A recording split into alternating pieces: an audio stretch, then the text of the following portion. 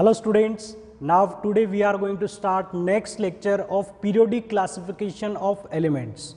So students, पहले हम ये जान लेते हैं कि प्रीवियस लेक्चर में हमने क्या स्टडी किया है और आज के इस लेक्चर में हम क्या स्टार्ट करने जा रहे हैं।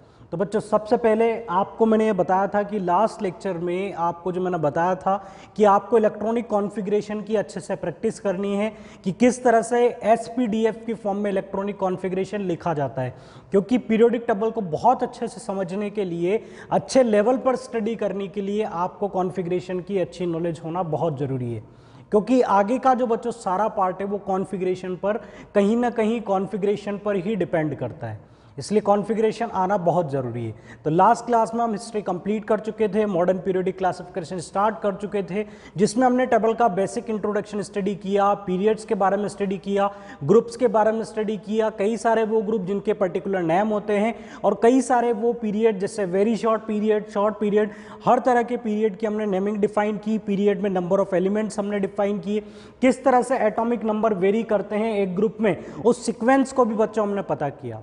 तो लास्ट का लेक्चर बहुत इंटरेस्टिंग था, आप चाहे तो फिर से रिवाइज करें, उस सारे कंटेंट को फिर से समझें। अब हमें स्टार्ट करना है इलेक्ट्रॉनिक कॉन्फ़िगरेशन। आज के इस लेक्चर में एक बेसिक हिंट में इलेक्ट्रॉनिक कॉन्फ़िगरेशन का आपको इस लेक्चर में दूंगा। इसके बाद जैसा कि मैंने आपको लास्ट क्लास में बताया था, हम ब्लॉक वाइज एलिमेंट की स्टडी करेंगे, ब्लॉक का जो क्राइटेरिया बना हुआ है वो किस तरह से बना हुआ है और उस पर क्या क्या इंफॉर्मेशन पूछ ली जाती है, उस पर हम थोड़ा सा डिस्कशन करेंगे और उसके बाद स्टार्ट करेंगे पीरियोडिक प्रॉपर्टीज। चलिए, तो पहले हम जान लेते हैं इलेक्ट्रॉनिक कॉन्फ़िगरेशन के बारे में।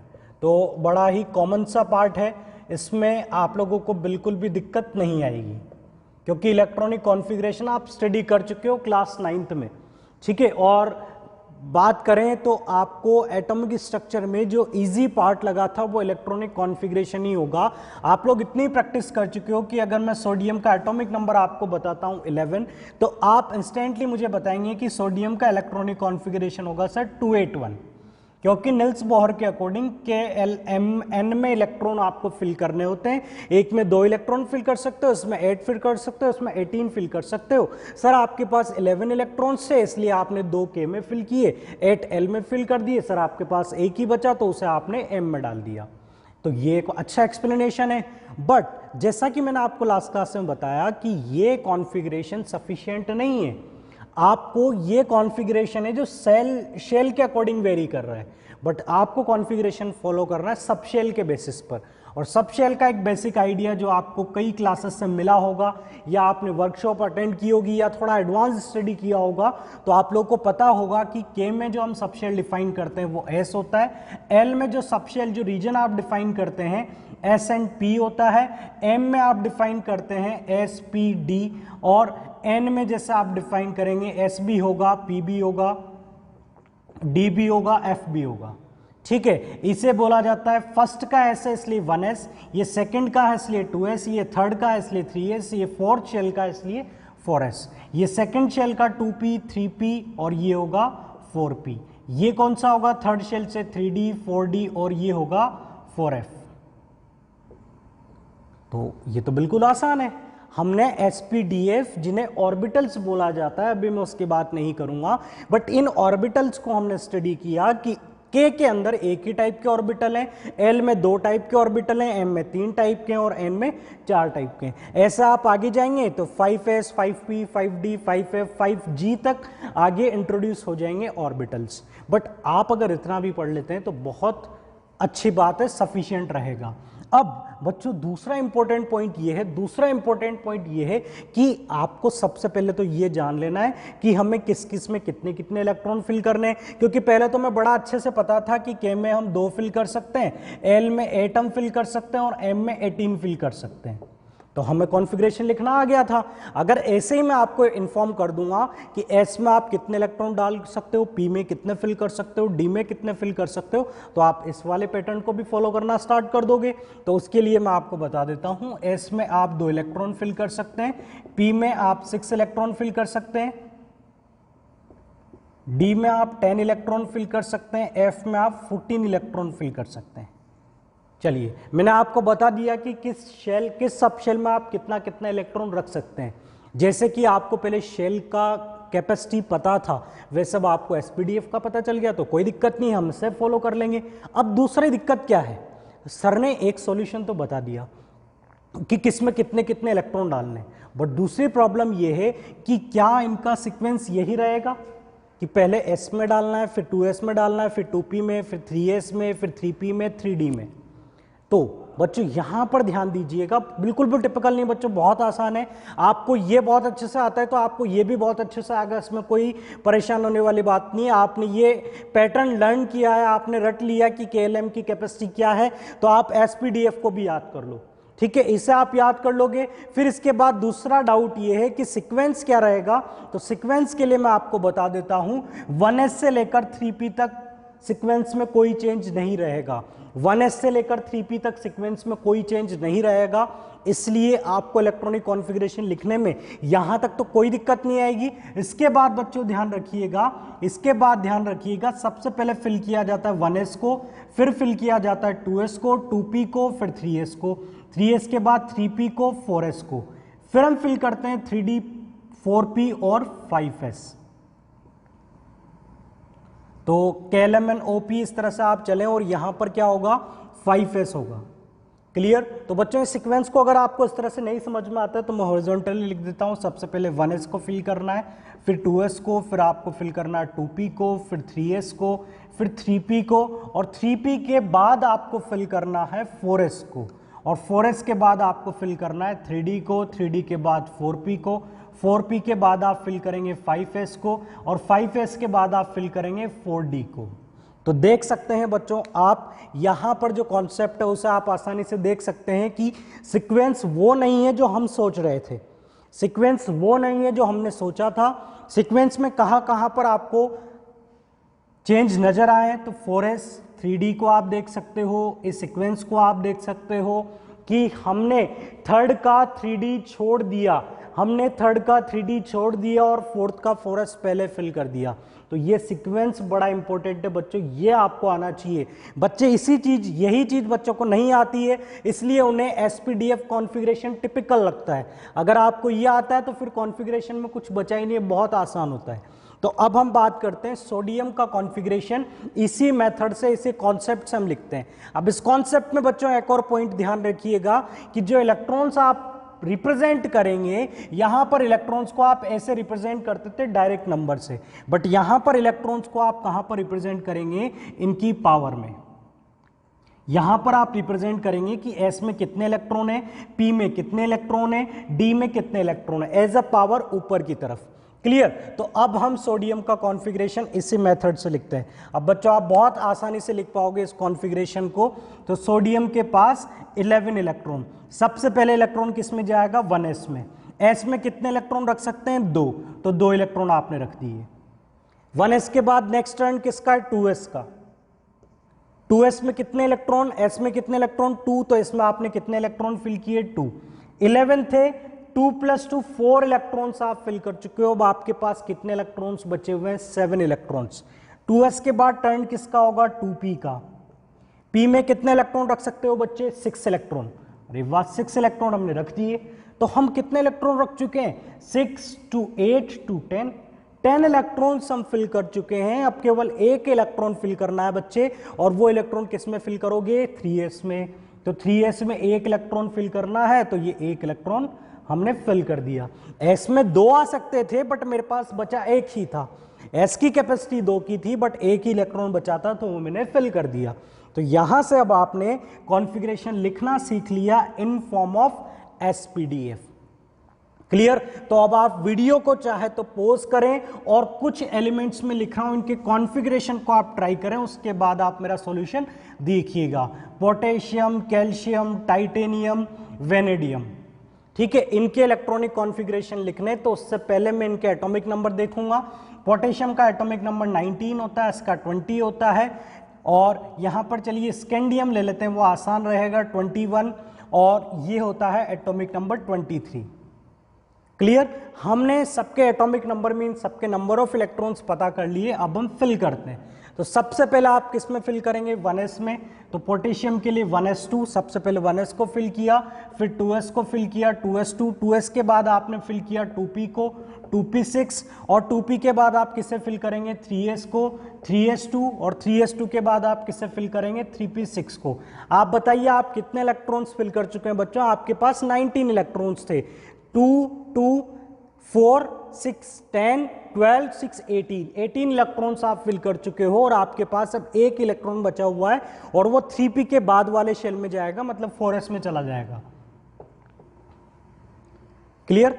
तो बाकी कॉन्फ़िगरेशन को लिखने से पहले मैं और भी इंफॉर्मेशन इसी कॉन्फ़िगरेशन में आपको बता देता हूं।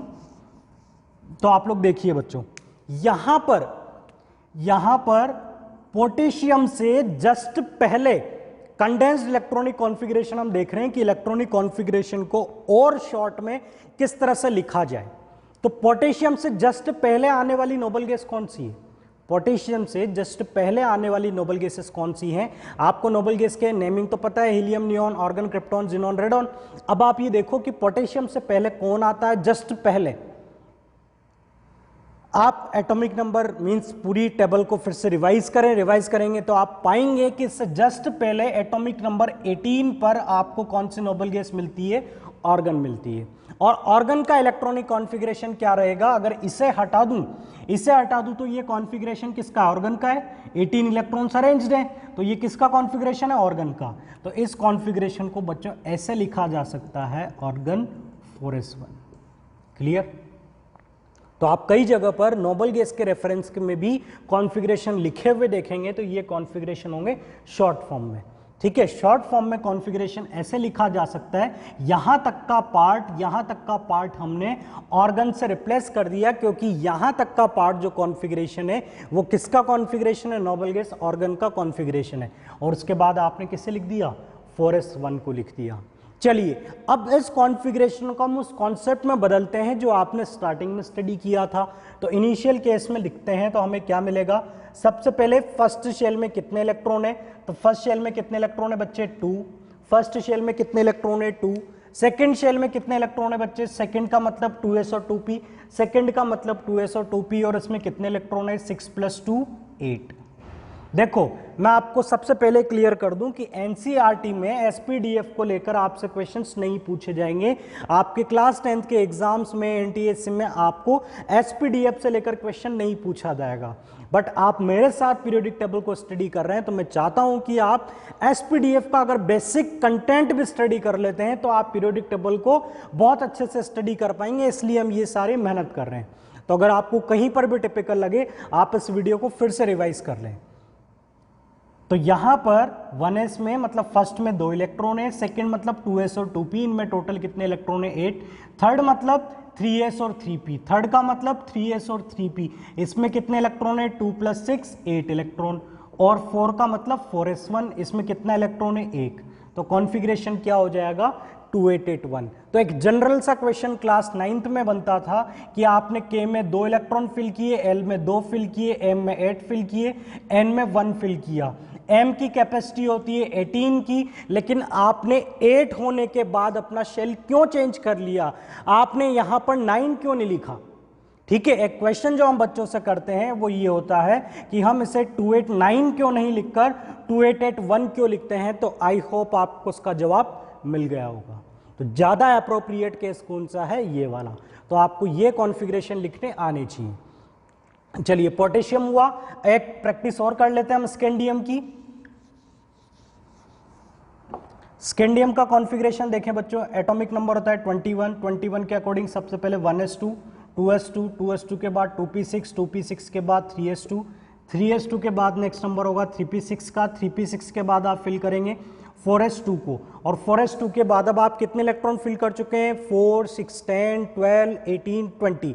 एक इलेक्ट्रॉन और फिल करना है और वो किस में चला जाएगा? डी में, क्योंकि 4s के बाद किसका टर्न आता है? डी का। तो अब हम किसे फिल करेंगे? 3d को। अब हम किससे फिल करेंगे? 3d को। तो 3d1 कई बार पहले भी लिख देते हैं या हम बाद में भी लिख देते हैं, उस पर कोई दिक्कत नहीं है। लास्ट में इलेक्ट्रॉन किस में फिल किया? लास्ट इलेक्ट्रॉन आपने किस में फिल किया? 3d में।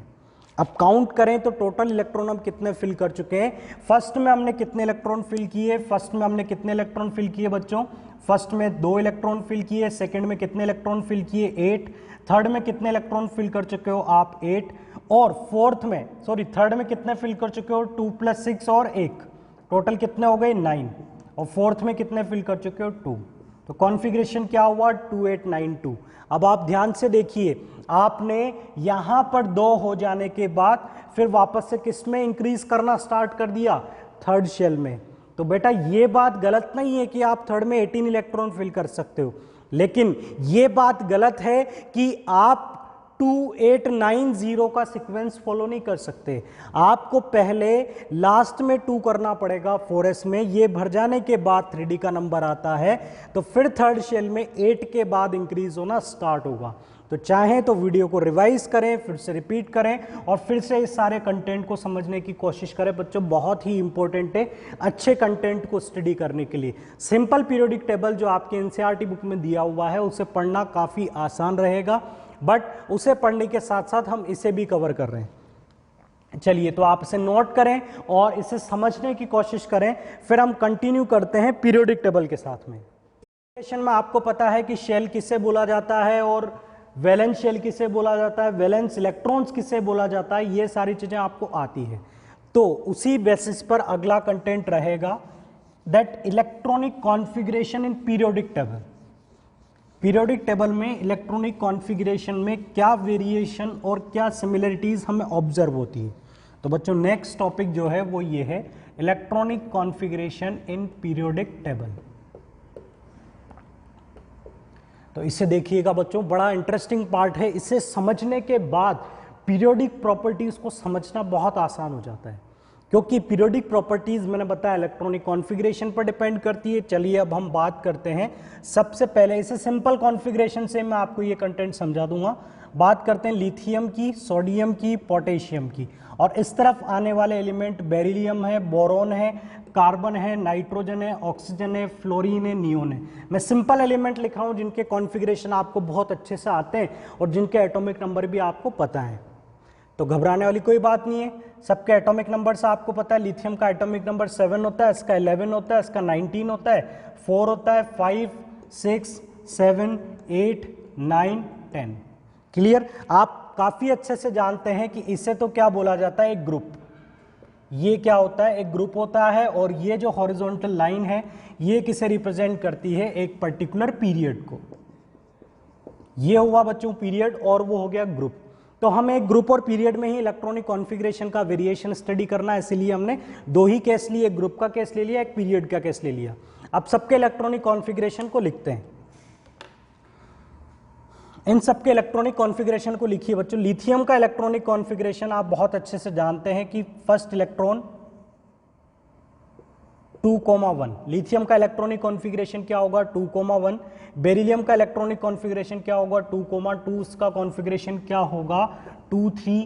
कार्बन का कॉन्फ़िगरेशन 2,4। इसका कॉन्फ़िगरेशन होगा 2,5, 2,6, 2,7 और इसका कॉन्फ़िगरेशन होगा 2,8। क्लियर? पूरे एलिमेंट्स जो एक ही पीरियड में थे उन सबके इलेक्ट्रॉनिक कॉन्फ़िगरेशन आपने लिख दिए। अब आप इलेक्ट्रॉनिक कॉन्फ़िगरेशन लिखें और ये सारा पार्ट आप मुझसे पहले लिखें, ठीक है? आप साथ में जो अपने नोटबुक में नोट कर रहे हैं तो आप पहले ये चीज़ ट्राई करें। आप खुद सोडियम का कॉन्फ़िगरेशन लिखें। सोडियम का कॉन्फ़िगरेशन आपको मिलेगा 281। पोटेशियम का कॉन्फ़िगरेशन आपको मिलेगा 2881। क्लियर? अब आप इस कॉन्फ़िगरेशन को देखें और मुझे बताएं कि आपको एक पीरियड में और एक ग्रुप में इलेक्ट्रॉनिक कॉन्फ़िगरेशन में क्या सिमिलरिटी नज़र आती है और क्या डिफरेंस आपको, क्या वेरिएशन उनमें आपको नज़र आता है। तो 3 चीज़ों में आपको ऑब्जर्वेशन रखनी है। एक होगा नंबर ऑफ वैलेंस इलेक्ट्रॉन, दूसरा होगा नंबर ऑफ शेल, और तीसरा होता है इनकी वैलेंसी। इन्हें स्टडी करना है आपको एक ग्रुप में और एक पीरियड में। तो इस टेबल को आप फिल करें और फिर जो मैं कंटेंट आपको बता रहा हूं उसे आप समझें। तो सबसे पहले नंबर ऑफ वैलेंस इलेक्ट्रॉन किसी ग्रुप में कैसे वेरी करते हैं और किसी पीरियड में कैसे वेरी करते हैं इसकी बात करते हैं। तो सबसे पहले तो ये डेफिनेशन आपको पता है, वैलेंस इलेक्ट्रॉन किससे बोला जाता है, आउटर मोस्ट शेल के इलेक्ट्रॉन, आउटर मोस्ट शेल के इलेक्ट्रॉन को ही हम क्या बोलेंगे, वैलेंस इलेक्ट्रॉन। ये आपको आता है। चलिए तो वैलेंस इलेक्ट्रॉन देखते हैं। आउटर मोस्ट शेल के इलेक्ट्रॉन को देखिएगा बच्चों, लिथियम के आउटर मोस्ट शेल में कितने इलेक्ट्रॉन है, 1। सोडियम के आउटर मोस्ट शेल में कितने इलेक्ट्रॉन है, 1। पोटेशियम के आउटर मोस्ट शेल में कितना इलेक्ट्रॉन है, 1। आप आगे रुबिडियम देखेंगे, सीजियम देखेंगे, फ्रॉन्शियम देखेंगे, उन सब के भी आउटर मोस्ट शेल में आपको कितना इलेक्ट्रॉन मिलेगा, 1। उन सब के भी आउटर मोस्ट शेल में आपको कितना इलेक्ट्रॉन मिलेगा, 1। मीन्स आप बोल सकते हो कि एक पर्टिकुलर ग्रुप में नंबर ऑफ वैलेंस इलेक्ट्रॉन, एक ग्रुप में नंबर ऑफ वैलेंस इलेक्ट्रॉन कैसे रहते हैं, सेम रहते हैं। पूरे ग्रुप के अंदर number of valence electron same होते हैं, और ये बात मैं आपको पहले बता चुका हूं। इसीलिए उस पूरे ग्रुप के एलिमेंट की प्रॉपर्टीज कैसी होती है, सेम होती है। तो प्रॉपर्टीज में सेम होने का कॉज ऑफ पीरियोडिसिटी का रीजन क्या था, सिमिलरिटी इन वैलेंशियल कॉन्फ़िगरेशन। चलिए अब बात करते हैं एक पीरियड की। तो एक पीरियड में नंबर ऑफ वैलेंस इलेक्ट्रॉन कैसे वेरी करते हैं। यहां पर एक वैलेंस इलेक्ट्रॉन है, बेरिलियम के अंदर वैलेंस इलेक्ट्रॉन 2 हैं, यहां पर 3 है, यहां पर 4 है, और यहां पर 5, 6, 7 एंड 8। मीन्स आप क्या बोल सकते हो कि एक पीरियड में, पीरियड को हमने कैसे स्टडी किया, left to right, left to right, और इसे हमने स्टडी किया है टॉप टू बॉटम। तो हमने क्या देखा, वैलेंस इलेक्ट्रॉन एक पीरियड में इंक्रीज होते हैं, इंक्रीजिंग बाय 1, मीन्स 1 का डिफरेंस आपको मिलता जाएगा, कंटिन्यूअसली इंक्रीज होंगे। 1 से लेकर 8 तक आप देख रहे हो, सारे नंबर्स यहां पर आ चुके हैं। चलिए अब बात करते हैं नंबर ऑफ शेल का वेरिएशन एक ग्रुप में और एक पीरियड में कैसे होता है। तो आप लोग देखिए, इस पूरे ग्रुप में नंबर ऑफ शेल आपको पता है किसे बोलते हैं, नंबर ऑफ शेल। जैसे कि यहां पर कितने शेल है, 2 शेल है। फर्स्ट शेल में 2 इलेक्ट्रॉन, सेकंड शेल में 3 electron. Number of shell count करना आता है तो उस बेसिस पर आप नंबर ऑफ शेल काउंट कीजिए। यहां पर कितने शेल है बच्चों, फर्स्ट शेल में 2 इलेक्ट्रॉन, सेकंड शेल में 1 इलेक्ट्रॉन। मींस लिथियम के पास कितने शेल है, 2। सोडियम के पास कितने शेल हैं, 1 2 3। इसके पास कितने शेल हैं, 1 2 3 4। आप नेक्स्ट देखेंगे 2 8 18 8 1, तो उसके पास आपको कितने शेल मिलेंगे, 5 शेल मिलेंगे। तो आपने क्या देखा, जैसे जैसे आप टॉप टू बॉटम मूव करते हो तो नंबर ऑफ शेल क्या हो रहे हैं, कंटिन्यूअसली इंक्रीज हो रहे हैं। यहां पर कितने शेल थे, लिथियम के पास 2 शेल थे, इसमें 3 शेल हैं, इसमें 4 शेल हैं। आप रुबिडियम देखेंगे, इसमें आपको कितने शेल मिलेंगे, 5 शेल्स मिलेंगे। तो नंबर ऑफ शेल एक ग्रुप में top to bottom continuously increase होते हैं। ठीक है, कैसे इंक्रीज होंगे, 1 बाय 1। ठीक है, एक में 1 होगा, अगले में 2 होगा, अगले में 3 होगा। क्लियर। अब एक पीरियड में नंबर ऑफ शेल का वेरिएशन बता दें बच्चों, ये तो बहुत आसान हो गया भाई। यहां पर 2 शेल, यहां भी 2 शेल, यहां भी 2 शेल, 2 2, सबके पास 2। मींस नंबर ऑफ शेल एक पीरियड में लेफ्ट टू राइट मूव करने पर आपको सेम मिलेंगे। याद रखिएगा बच्चों, इन पॉइंट्स को, बहुत इंपॉर्टेंट है। एक पीरियड में नंबर ऑफ शेल चेंज नहीं होते हैं, और एक ग्रुप में number of valence electron change नहीं होते हैं। एक पीरियड में वैलेंस इलेक्ट्रॉन चेंज होते हैं, बट एक ग्रुप के अंदर नंबर ऑफ शेल का वेरिएशन होता है। और ये आगे बहुत हेल्पफुल रहेगा आगे के कंटेंट को समझने के लिए। अब बात करते हैं वैलेंसी की। वैलेंसी मींस कितना इलेक्ट्रॉन बॉन्डिंग में पार्टिसिपेट करेगा, जो कि किस पर डिपेंड करता है, वैलेंस इलेक्ट्रॉन पर। तो जैसे वैलेंस इलेक्ट्रॉन का वेरिएशन होगा वैसे ही वैलेंसी का वेरिएशन होगा, इसमें कोई दिक्कत वाली बात नहीं है। तो यहां सबके वैलेंस इलेक्ट्रॉन सेम है, यहां सबके वैलेंस इलेक्ट्रॉन सेम है, तो यहां पर वैलेंसी भी आपको कैसे मिलेगी बच्चों, सेम मिलेगी। एक ग्रुप की वैलेंसी क्या होती है, सेम होती है। जैसे कि फर्स्ट ग्रुप की वैलेंसी कितनी होगी, 1 होगी, सेकंड ग्रुप की वैलेंसी कितनी होगी, 2 होगी। Valency depends on valence electrons, जो कि सेम है, तो वैलेंसी भी क्या रहेगी, सेम रहेगी। अब यहां पर समझिएगा बच्चों, इसके पास 1 इलेक्ट्रॉन है तो इसमें 1 इलेक्ट्रॉन देने की टेंडेंसी, इसमें 2 देने की टेंडेंसी, 3 देने की टेंडेंसी, ये 4 से बॉन्ड बनाने की टेंडेंसी। बट जिसके पास 5 है वो कितने इलेक्ट्रॉन लेने की टेंडेंसी रखता है, 3 इलेक्ट्रॉन लेने की टेंडेंसी रखता है। जिसके पास 8 है वो 2 इलेक्ट्रॉन की शेयरिंग की टेंडेंसी रखेगा। जिसके पास 7 है वो 1 इलेक्ट्रॉन की, और जिसके पास 8 है उसकी वैलेंसी कितनी होती है, 0 होती है। तो वैलेंसी का ये जो वेरिएशन यहां पर आया है बच्चों, इसको एक बार फिर से आप वीडियो को रिवाइज करें, फिर से समझें कि यहां पर वैलेंस इलेक्ट्रॉन इतने हो चुके हैं कि वैलेंसी क्या होना स्टार्ट हो गई, डिक्रीज होना स्टार्ट हो गई। तो वैलेंसी किस तरह से डिटरमाइन की जाती है आप क्लास 9th में स्टडी कर चुके हो। जिसके पास 5 है वो 3 लेगा, जिसके पास 6 है वो 2 लेगा, और जिसके पास 8 है वहां ट्रांजेक्शन होगा 0 का। तो हम बोल सकते हैं कि वैलेंसी जो होती है एक पीरियड में पहले तो इंक्रीज होती है और उसके बाद डिक्रीज होना स्टार्ट हो जाती है। पहले वैलेंसी इंक्रीज होती है और कुछ टाइम के बाद फिर वैलेंसी डिक्रीज होना स्टार्ट हो जाती है। तो ये था बच्चों एक किसी पीरियोडिक टेबल में इलेक्ट्रॉनिक कॉन्फ़िगरेशन की स्टडी, कि इलेक्ट्रॉनिक कॉन्फ़िगरेशन किस तरह से वेरी करता है एलिमेंट टू एलिमेंट। अब हम आगे स्टडी करते हैं, अब हम आगे देखते हैं ब्लॉक्स को। तो मैंने आपको पीरियड और ग्रुप तो लास्ट क्लास में बता ही दिए थे कि वेरी शॉर्ट शॉर्ट पीरियड किस तरह से डिफाइन किए। अब हम स्टडी करते हैं, ग्रुप को हम स्टडी कर चुके हैं, अब हम स्टडी करेंगे ब्लॉक्स को।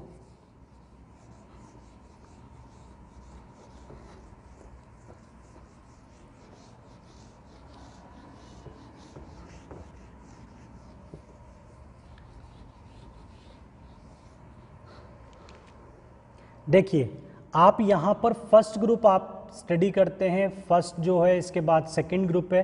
फर्स्ट ग्रुप हाइड्रोजन लिथियम से स्टार्ट होता है और ये आपका फ्रोंशियम तक आप से स्टडी करते हैं। फिर यहाँ पर आपके पास आ जाता है बेरिलियम, मैग्नीशियम, और ये सेकंड ग्रुप होता है, ठीक है। फिर यहाँ पर आप स्कैंडियम से लेकर स्टार्ट करते हैं जिंक तक, फिर यूट्रियम,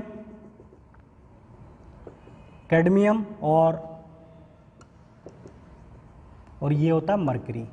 इसके बाद आगे भी हम से स्टडी करते हैं, जैसे कि यहाँ पर आ जाएगा बच्चों रेडॉन, यहाँ आ जाएगा फ्रोंशियम। इसके बाद आगे आपके पास एक्टिनम होता है और फिर पूरी एक्टिनोइड सीरीज होती है और आगे के एलिमेंट्स भी होते हैं, ठीक है। उसे हमें अभी स्टडी नहीं करना है। यहाँ पर होगा बोरॉन,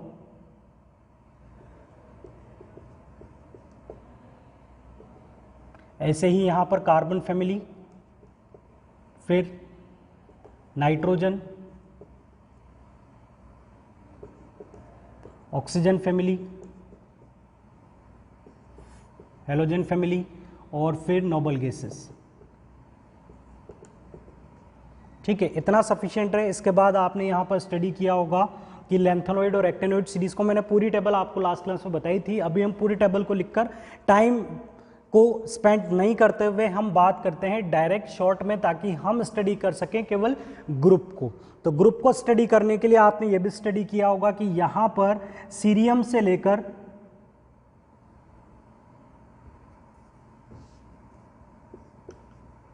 और यहाँ पर थोरियम से लेकर लॉरेंशियम, और इसका एटॉमिक नंबर था 92-103 और यहाँ पर इसका एटॉमिक नंबर था 58-71। आपने स्टडी किया था ये लैंथेनॉइड सीरीज होती है और ये होती है एक्टिनोइड सीरीज। क्लियर। अब इस कंटेंट के बाद हम बात करते हैं ब्लॉक्स की, कि पीरियोडिक टेबल में किस तरह से ब्लॉक डिफाइन किए गए हैं, उनका क्राइटेरिया क्या है, और क्या क्या बेसिक इंफॉर्मेशन या basic terms, basic definitions periodic table से रिलेटेड आपसे पूछ ली जाती है। तो बच्चों सारे कंटेंट को आप ध्यान से समझिएगा। यहाँ पर स्टार्टिंग के ये जो दो ग्रुप हैं, ये एक अलग ब्लॉक डिफाइंड होता है, इसे एक अलग ब्लॉक कहा जाता है, ये भी आपको बताया जा चुका है। ये एक अलग ब्लॉक होता है और यहाँ पर ये एक अलग ब्लॉक होता है, ठीक है। मैं आपको बता चुका हूँ ये एस ब्लॉक है, वो पी ब्लॉक है, और ये डी ब्लॉक है, और ये एफ ब्लॉक है। ब्लॉक के अकॉर्डिंग हीलियम की पोजीशन जो है वो पी ब्लॉक एलिमेंट्स के साथ में है, बट ये किससे बिलोंग करेगा, एस ब्लॉक एलिमेंट से। अब ब्लॉक हमने कैसे डिफाइन किया वो हम देखते हैं। तो ब्लॉक डिपेंड करता है, ये है एस ब्लॉक। इसे एस ब्लॉक क्यों बोला, क्योंकि इसके अंदर लास्ट इलेक्ट्रॉन, या जिसे क्या बोला जाता है वैलेंस इलेक्ट्रॉन, या इसे क्या बोल सकते हैं differentiating electron. Differentiating electron enters into S orbital और एस सबशेल। जिसके अंदर लास्ट इलेक्ट्रॉन एस में जाता है, उन एलिमेंट्स को कौन सा ब्लॉक में डिफाइन, कौन से ब्लॉक में प्लेस किया गया है, एस ब्लॉक में। और जिनमें लास्ट इलेक्ट्रॉन, अब आप बाकी डेफिनेशन बना सकते हैं, जिनमें लास्ट इलेक्ट्रॉन पी में फिल किया है वो पी ब्लॉक एलिमेंट, जिनमें लास्ट इलेक्ट्रॉन डी में फिल किया है वो डी ब्लॉक एलिमेंट, और जिनमें लास्ट इलेक्ट्रॉन एफ में फिल किया है वो एलिमेंट्स होंगे एफ ब्लॉक एलिमेंट। तो ये एस ब्लॉक एलिमेंट है, ये पी है, ये डी है और ये एफ है। चलिए अब वेरीफाई करते हैं डेफिनेशंस को, क्या वाकई में इन सारे एलिमेंट्स में लास्ट इलेक्ट्रॉन एस में जाता है। तो 1 से 2 केसेस पर हम अप्लाई करके देखेंगे, एक बार प्रैक्टिस करके देखेंगे। तो यहाँ पर मैं कोई से भी 2 केस यहाँ से ले लेता हूँ, जैसे कि हमने लिया लिथियम और मैग्नीशियम को, ठीक है, लिथियम और मैग्नीशियम, तो दोनों के कॉन्फ़िगरेशन को मैं यहाँ पर लिख देता हूँ। लिथियम जिसका एटॉमिक नंबर 3 है, कॉन्फ़िगरेशन होता है 1s2 2s1। तो आप देख रहे हैं मैंने लिथियम में लास्ट इलेक्ट्रॉन किस में फिल किया है, लिथियम में लास्ट इलेक्ट्रॉन हमने किस में फिल किया है, 2s1 में, s में, क्लियर। इसके बाद हम बात करें मैग्नीशियम की, जिसका एटॉमिक नंबर होता है 12, इसका कॉन्फ़िगरेशन 1s2 2s2 2p6 और 3s2। तो इसमें भी लास्ट इलेक्ट्रॉन, जिसे हम क्या बोल सकते हैं, डिफरेंशिएटिंग इलेक्ट्रॉन। डिफरेंशिएटिंग क्यों बोल रहे हैं, क्योंकि एक एलिमेंट का कॉन्फ़िगरेशन दूसरे एलिमेंट से किस इलेक्ट्रॉन से डिफरेंशिएट होता है, लास्ट इलेक्ट्रॉन से, वैलेंस इलेक्ट्रॉन से। तो आप देख सकते हैं कि लिथियम और मैग्नीशियम के अंदर लास्ट इलेक्ट्रॉन जो है, लास्ट वैलेंस इलेक्ट्रॉन किस में ऐड हुआ है, एस में ऐड हुआ है। इसलिए ये सारे एलिमेंट्स कौन से ब्लॉक के एलिमेंट होंगे, एस ब्लॉक के। मैंने 2 एग्जांपल्स ट्राई किए, आप घर पर प्रैक्टिस कीजिएगा और 3-4 केसेस का कॉन्फ़िगरेशन वेरीफाई कीजिएगा और देखिएगा कि लास्ट इलेक्ट्रॉन किस में एंटर होता है, एस में। तो वो कौन से ब्लॉक से बिलोंग करेगा, एस ब्लॉक से। चलिए एस ब्लॉक का वेरिफिकेशन आपने किया, आपको समझ में आ गया कि हम इसे एस ब्लॉक बोल सकते हैं। अब आपका जो दूसरा डाउट है कि हीलियम का कॉन्फ़िगरेशन सर 1s2 होता है, इसमें लास्ट इलेक्ट्रॉन एस में जाता है, तो इसे भी किस ब्लॉक से डिफाइन किया जाएगा, एस ब्लॉक एलिमेंट से। बट प्लेस कहां पर किया जाता है, पी ब्लॉक एलिमेंट्स के साथ, क्योंकि ये अपनी प्रॉपर्टीज के अकॉर्डिंग किनका दोस्त है, helium, neon, organ, krypton, xenon का फ्रेंड है, ना कि इन एलिमेंट्स का, इसलिए रखा हुआ जाता है, बट एस ब्लॉक एलिमेंट है। चलिए बाकी पी ब्लॉक का वेरिफिकेशन किया जाए, ठीक है, बिना जांच पड़ताल के सर की बात को एक्सेप्ट करना तो गलत होगा। तो करिए जांच पड़ताल, करिए आप वेरिफिकेशन, 2 से 3 एलिमेंट उठा लीजिए। हम ऑक्सीजन को उठा रहे हैं, सिलिकॉन को उठा लेते हैं, और किसे उठाना चाहते हैं, एक नोबल गैस को ले लेते हैं, ऑर्गन को, ठीक है। 3 एलिमेंट्स में सिंपल एलिमेंट्स ले रहा हूं, जिनके एटॉमिक नंबर, इलेक्ट्रॉनिक कॉन्फ़िगरेशन आपको अच्छे से आते हैं। चलिए तो ऑक्सीजन का कॉन्फ़िगरेशन, ऑक्सीजन का एटॉमिक नंबर 8 होता है, कॉन्फ़िगरेशन होता है 1s2 2s2 और 2p4। तो बच्चों देख रहे हो आप, लास्ट इलेक्ट्रॉन किस में डाला है, पी में डाला है, तो पी ब्लॉक एलिमेंट होगा ही होगा। सिलिकॉन जिसका एटॉमिक नंबर 14 होता है, 1s2 2s2 2p6 3s2 3p2, last electron किस में गया, पी में गया, तो पी ब्लॉक एलिमेंट होगा। ऑर्गन का केस देख लीजिए, ऑर्गन जिसका एटॉमिक नंबर 18 होता है, 1s2 2s2 2p6 3s2 3p6। बिल्कुल सर जो बोल रहे हैं बिल्कुल सही बोल रहे हैं कि यहाँ पर भी लास्ट इलेक्ट्रॉन पी में एंटर हुआ है, तो ये पी ब्लॉक का एलिमेंट होगा। इसमें लास्ट इलेक्ट्रॉन पी में एंटर हुआ है, पी ब्लॉक एलिमेंट होगा, और इसमें भी लास्ट इलेक्ट्रॉन पी में एंटर हुआ है, तो ये भी क्या होगा, पी ब्लॉक एलिमेंट होगा। मीन्स ये जो एलिमेंट्स सर ने डिफाइन किए ये पी ब्लॉक एलिमेंट हैं, और 3 एलिमेंट सर ने वेरीफाई करके बता दिए।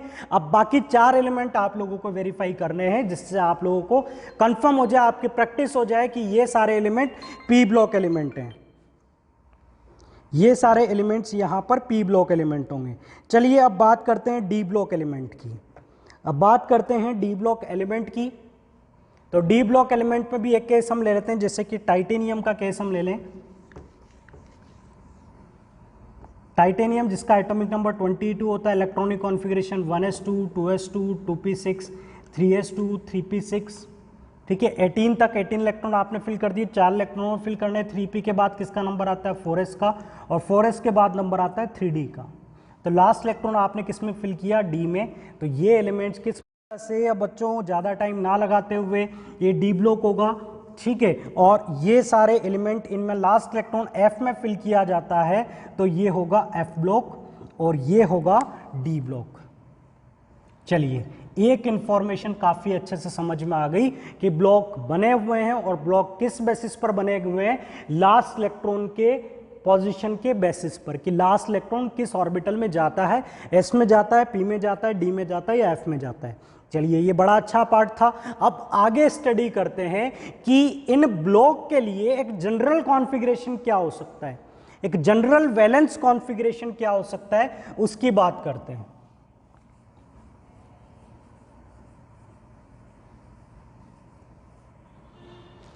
तो बच्चों, now we are talking about general valence shell configuration, means outer most shell का एक जनरल कॉन्फ़िगरेशन। देखो इस टर्म को बड़ा अच्छे से समझिएगा। जनरल का मतलब है कि एक कॉमन केस आपने बताया जो लगभग सभी एलिमेंट्स पर एप्लीकेबल होगा। हम बात कर रहे हैं एक कॉमन केस की जिसके क्राइटेरिया में सारे एलिमेंट के केसेस इंक्लूड हो जाएं। एक कॉमन केस की जिसमें सारे एलिमेंट के केसेस इंक्लूड हो जाएं, उसे क्या बोला जाता है, जनरल केस बोला जाता है। तो यहाँ पर हम देखते हैं कि हाइड्रोजन का कॉन्फ़िगरेशन क्या होता है, 1s1, लिथियम का कॉन्फ़िगरेशन 1s2 2s1, सोडियम का कॉन्फ़िगरेशन 1s2 2s2 2p6 और 3s1। हम केवल बात कर रहे हैं आउटर मोस्ट शेल की।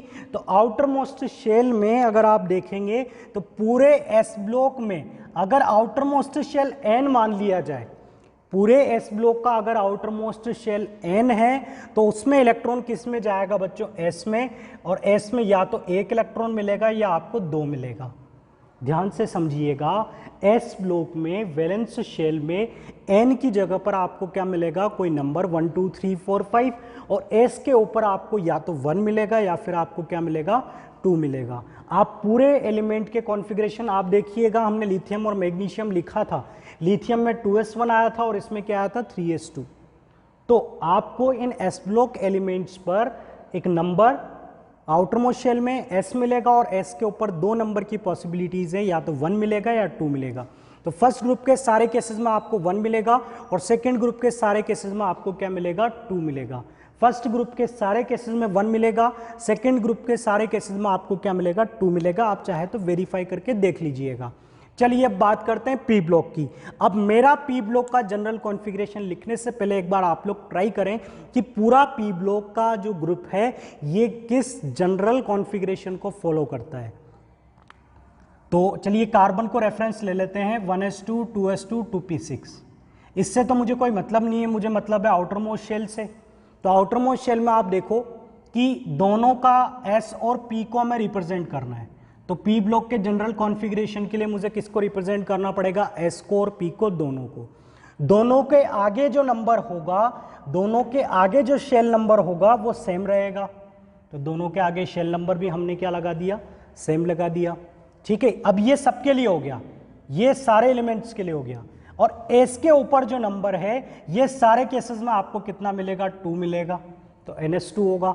P के ऊपर का जो नंबर है ये इनके केसेस में आपको 1 मिलेगा, इस ग्रुप के केस में आपको 2 मिलेगा, यहाँ 3 मिलेगा, यहाँ 4 मिलेगा।